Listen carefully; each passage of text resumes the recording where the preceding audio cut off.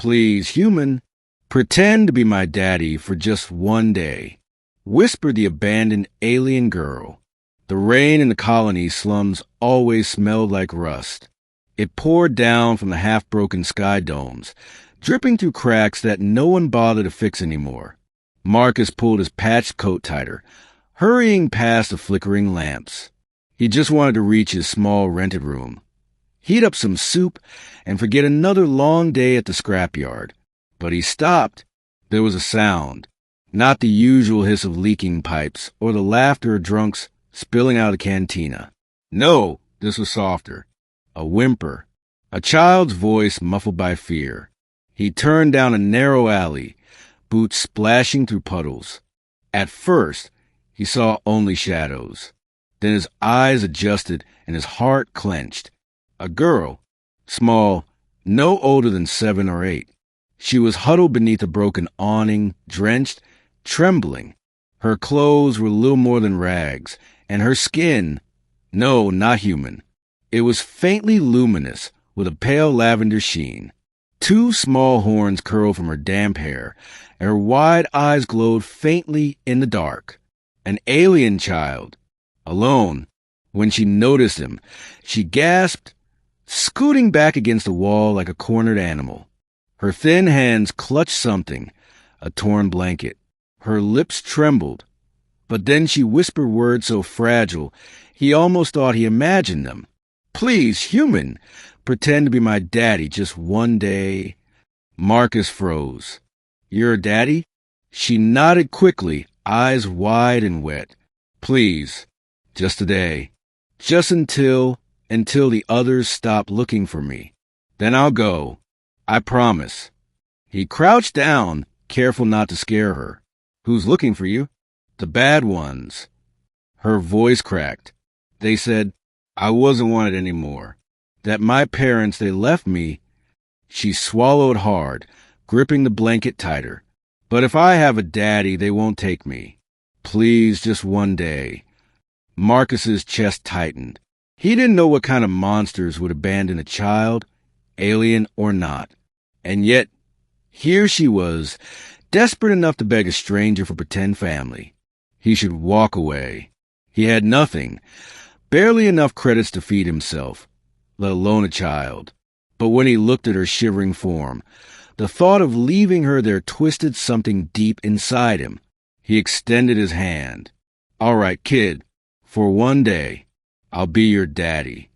Her little face lit up just for a moment before she reached out and grabbed his rough, callous fingers. Her hand was so small, so fragile. Back at his room, he wrapped her in a threadbare towel, set her near the heater, and ladled soup into a cracked bowl. She ate ravenously, tiny horns bobbing as she dipped her head. You got a name? Marcus asked. She paused, lips trembling. Leora. That's a pretty name, he said gently. I'm Marcus. Daddy Marcus? She asked shyly. He chuckled, shaking his head. Just Marcus is fine. But she shook hers stubbornly. No, today you're Daddy Marcus. Something in the way she said it, so hopeful, so certain, made his throat tighten. He nodded. All right then, Daddy Marcus it is. That night, Leora curled up on his cot, clutching the blanket he'd given her. Marcus sat at the table, staring at the little form breathing softly. He told himself this was temporary. One day, he was just keeping her safe until morning. Then he'd find someone, anyone who could take her in. He wasn't father material. He wasn't even good at taking care of himself. But when a thunderclap made her whimper in her sleep, he instinctively moved to the bed, sitting beside her until her trembling stopped. Her small hand found his, even in sleep, and held on. Morning came too soon. Marcus tried to figure out what to do. Child services in the colony were notorious for losing alien kids, selling them off to work gangs or worse. He couldn't risk it. He made her breakfast, scrambled ration eggs, burned at the edges. She ate them happily, swinging her legs. Afterward, She looked up at him with those glowing eyes. Daddy Marcus, can we go outside? Just for today? He hesitated. It was risky, but when she smiled, really smiled, for the first time, he found himself nodding. They walked the market streets together. People stared, some with pity, others with disgust. Humans and aliens mixed here, but not kindly. Marcus kept his hand on Leora's shoulder, shielding her from cruel whispers. She tugged his sleeve at a toy stall, eyes wide at the little wooden animals. He couldn't afford much, but he bought her one anyway, a tiny carved bird. She hugged it to her chest like treasure. "Thank you, Daddy Marcus," she beamed. He felt something he hadn't in years. Warmth, but peace never lasts. A group of rough men spotted them. Men Marcus recognized in the scrapyard. Thugs who did dirty work for credits. They blocked the street, eyes narrowing at Leora. "There she is," one sneered. "The runaway. Boss said she's worth a lot if we bring her back." Leora froze, clutching Marcus's hand. "Daddy," she whispered, terrified. Marcus's blood boiled. "She's not going anywhere with you." The men laughed. "And who are you to say that?" He straightened. "I'm her father." The words came out stronger than he expected. The thugs didn't buy it, of course. They lunged.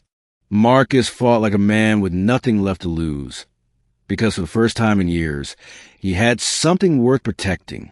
He swung fists, blocked blows, shielded Leora behind him. Pain exploded across his jaw, ribs, but he didn't fall. Not while she clung to his coat, crying. Finally, he landed a solid punch that sent the leader sprawling into a stall.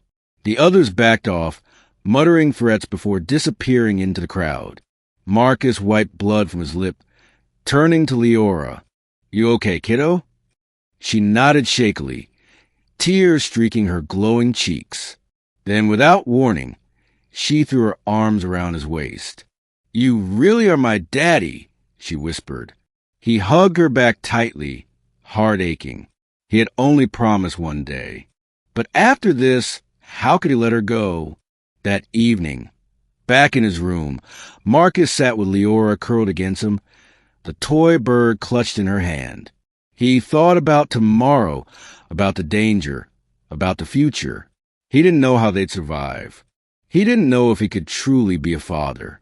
But when Leora looked up at him with sleepy eyes and whispered, "Good night, Daddy Marcus," he realized something.